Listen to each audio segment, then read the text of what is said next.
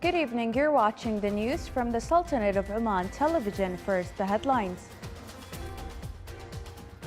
The Sultanate of Oman and the Republic of Angola affirm in a joint statement on strengthening partnership in the economic, trade and investment sectors.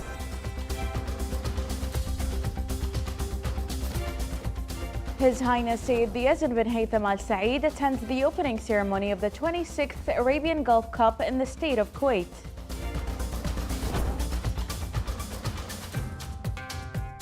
And the Ministry of Agriculture, Fisheries and Water Resources announces the launch of a number of projects and investment opportunities in food security sector.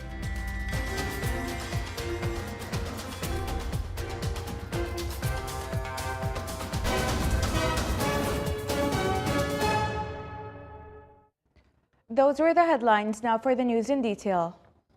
The Sultanate of Oman and the Republic of Angola have expressed interest in establishing new cooperation, enhancing partnership, particularly in the economic, commercial, and investment sectors, specifically in the areas of mining, clean energy, technology, tourism, agriculture and food security, transportation, logistics, and ports. This came in a joint statement issued on the occasion of the official visit of His Excellency President João Lourenço of the Republic of Angola to the Sultanate of Oman. It reads as follows. At the gracious invitation of His Majesty Sultan Haytham bin Tariq, His Excellency President Manuel Lourenço of the Republic of Angola paid an official visit to the Sultanate of Oman during the 19th to the 21st of December 2024. His Majesty held discussions with His Excellency the President, during which they reviewed bilateral relations and explored ways to develop them to serve the common interests of both countries. The two leaders expressed interest in establishing new cooperation, enhancing partnership, particularly in the economic, commercial, and investment sectors, specifically in the areas of mining, clean energy, technology, tourism, agriculture and food security, transportation, logistics, and ports. They agreed to commence negotiations to enter into a cooperation agreement that covers economic affairs, science, technology, and culture, in addition to signing memorandums of understanding and agreements on areas such as mutual visa exemption for holders of diplomatic and official passports, on political consultations, as well as in the fields of agriculture. His Majesty the Sultan and the President also exchanged views on regional and international issues of mutual interest, reaffirming their respect for international law and the United Nations Charter, and emphasizing the importance of cooperation within the framework of international organizations to achieve peace and security. Both leaders stressed the need to intensify efforts to address issues related to climate change. The two sides held meetings to discuss ways to develop trade, exchange visits of commercial and investment delegations, and encourage the establishment of joint projects. His Majesty commended President Lourenço's efforts in bringing a lasting peace to the Eastern DRC and wished him success on the assumption of the Africa Union chairship in February 2025. The President of Angola praised the wise leadership and foreign policy of His Majesty the Sultan, which is based on principles of dialogue and the promotion of peace and harmony for all. The President of the Republic of Angola expressed his gratitude and appreciation for the warm welcome and generous hospitality extended to him and his accompanying delegation.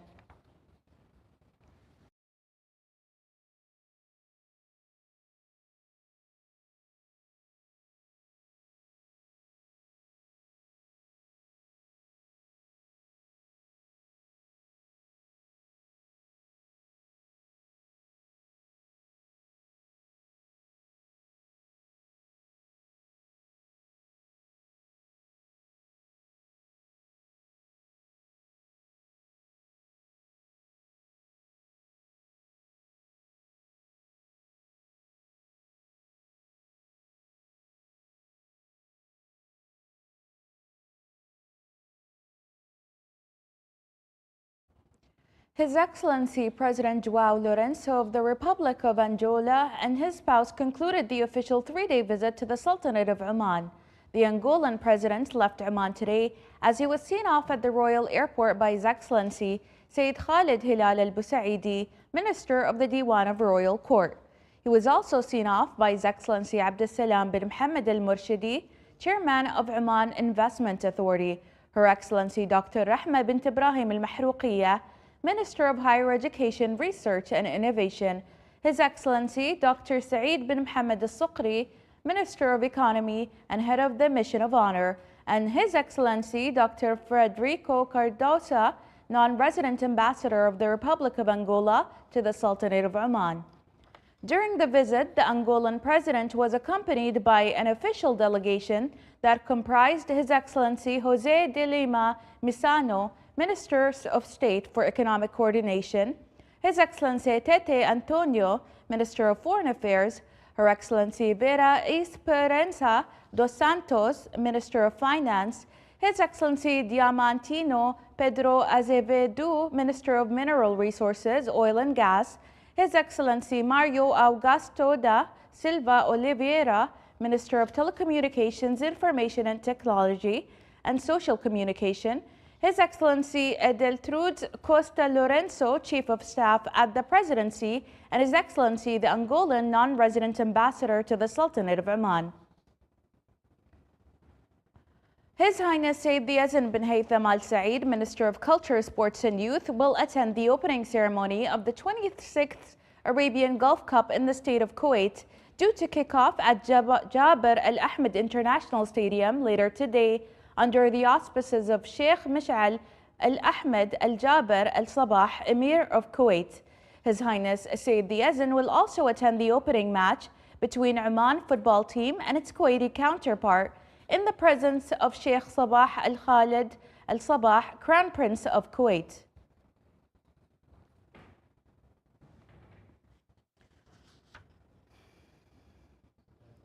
The Sultanate of Oman condemned the running over incident that took place in the German city Magdeburg, resulting in the death of a number of people and the injury of dozens, expressing its sincere condolences to the government of the Federal Republic of Germany and the families of the victims, and its sincere wishes for a speedy recovery for the injured.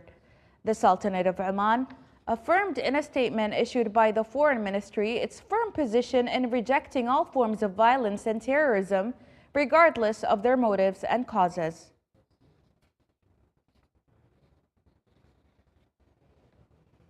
The Ministry of Agriculture, Fisheries and Water Resources announced the launch of a group of new projects and investment opportunities in the field of food security. The ministry indicated that the most prominent projects that were announced are the sugar refining project, which is the first of its kind in the Sultanate of Oman and is being built on an area of 18,000 square meters in the port of Sahar, with a production capacity of about 1 million tons annually, noting that the project completion rate has reached more than 90%. Salala Mills Company is also working on implementing a food industry center project in Khaza'in Economic City at an estimated cost of more than 18 million Omani Riyals. The project also includes the establishment of wheat silos in Sahar Port, in addition to expanding the feed factory of Oman Flour Mills Company in Matrah.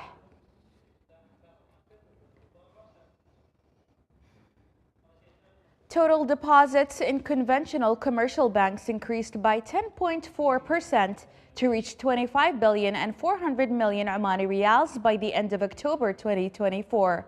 Government deposits in commercial banks also increased by 1.8% to reach about 5.3 billion Omani Riyals.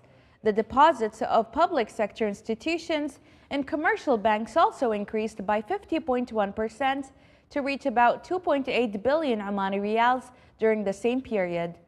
On the other hand, the total credit balance granted by conventional commercial banks increased by 2.7% by the end of October 2024.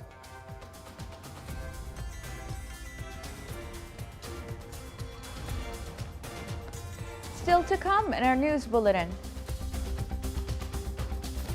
A scientific awareness symposium discusses the importance of organ donation is held in the Wilaya of Nazwa in Al-Dakhiliya Governorate.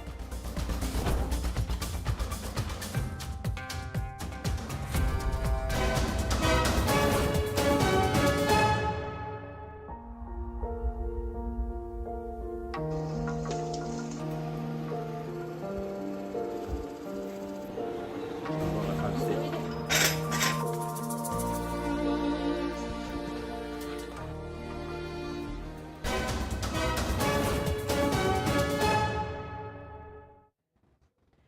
Oman Transplantation Society hosted a scientific symposium titled Legacy of Giving at Nazwa Hospital to deepen societal awareness about the profound impact of organ donation.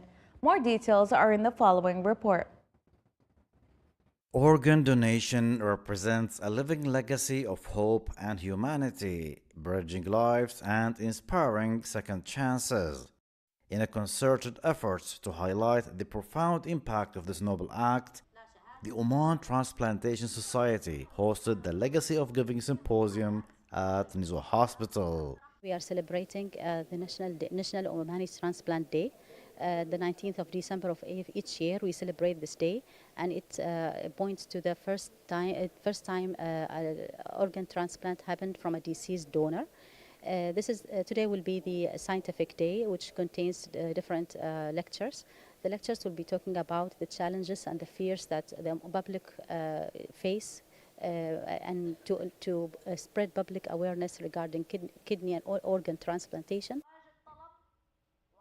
The presentations addressed the fight against organ trafficking, the complex journey of kidney transplantation, shedding light on the challenges and fears that both patients and medical teams face, as well as the compatibility of organ donation with Islamic law and jurisprudence principles.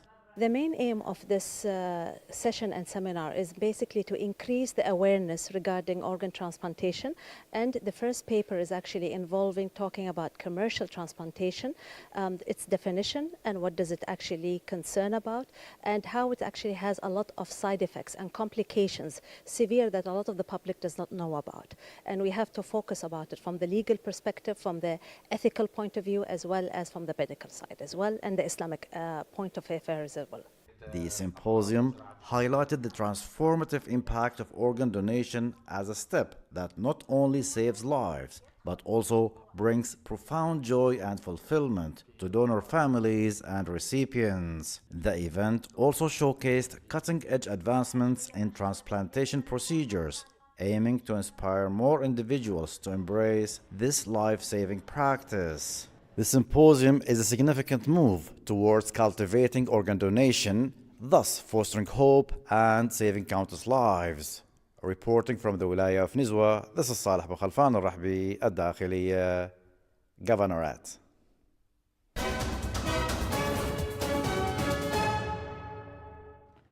On December 26, 2004, a powerful 9.1 magnitude earthquake off the coast of the Indonesian island of Sumatra triggered a tsunami that killed around 230,000 people across a dozen countries, reaching as far as East Africa. More than 170,000 people died in Indonesia alone, about 3/4 of the overall death toll. Indonesia's Aceh province, which was closest to the earthquake, was hit first and hardest. The worst hit areas were in Aceh Besar and Banda Aceh, according to the Aceh Disaster Management Agency. Waves reaching more than 30 meters high flattened buildings along the coastline. The Rahmatullah Mosque, some 500 meters from the shore, was the only building to survive. A photo of the place of worship, which was left almost unscathed, became iconic in the area. The Tsunami and Disaster Mitigation Research Center at Siak Kuala University in Aceh recorded more than 1,400 wrecked schools, and about 150,000 students had their education process disrupted by the destructive waves in a report published in 2019. A new exhibition at Berlin's Alte National Gallery aims to show there was more to Claude Monet and Impressionism than landscapes. Focusing on the lesser-known side of his work, 3 cityscape paintings by the French painter capture a moment of transition in the city of Paris. This exhibition, Monet and the Impressionist City, reveals a new side to Monet and his contemporaries' city life painting. The 3 paintings by Monet are Saint-Germain, l'Auxerrois, Quai de Louvre, and Jardin de l'Enfant. It is likely the time three paintings, the most famous cityscape paintings by Monet, have been shown together in the same exhibition. They were all painted in Paris in 1867, a year of transformation for the French capital. The exhibition Monet and the Impressionist City at the Alte National Gallery opens to the public on September 27 and runs through January 27, 2025.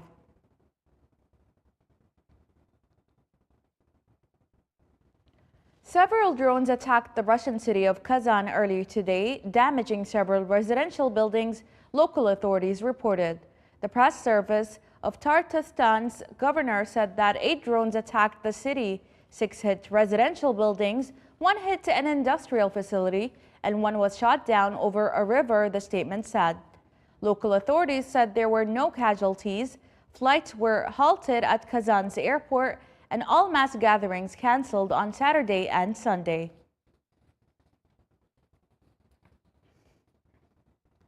Black smoke billowed from a burning military helicopter after it was forced to make an emergency landing in California yesterday.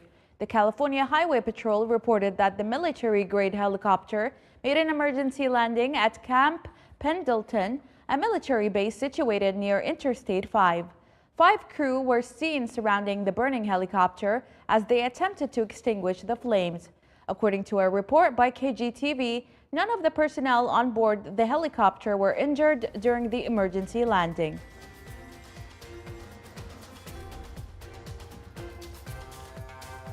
This is the Sultanate of Oman television. Before we end tonight's bulletin, here are the main points once again. The Sultanate of Oman and the Republic of Angola affirm in a joint statement on strengthening partnership in the economic, trade, and investment sectors.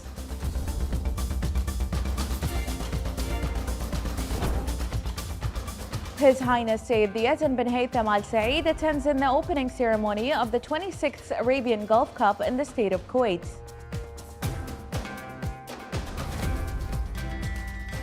And the Ministry of Agriculture, Fisheries and Water Resources announces the launch of a number of projects and investment opportunities in food security sector. With that, we come to the end of tonight's bulletin. From all of us here at the newsroom and the studios, it's good night, and we hope you've had an enjoyable weekend.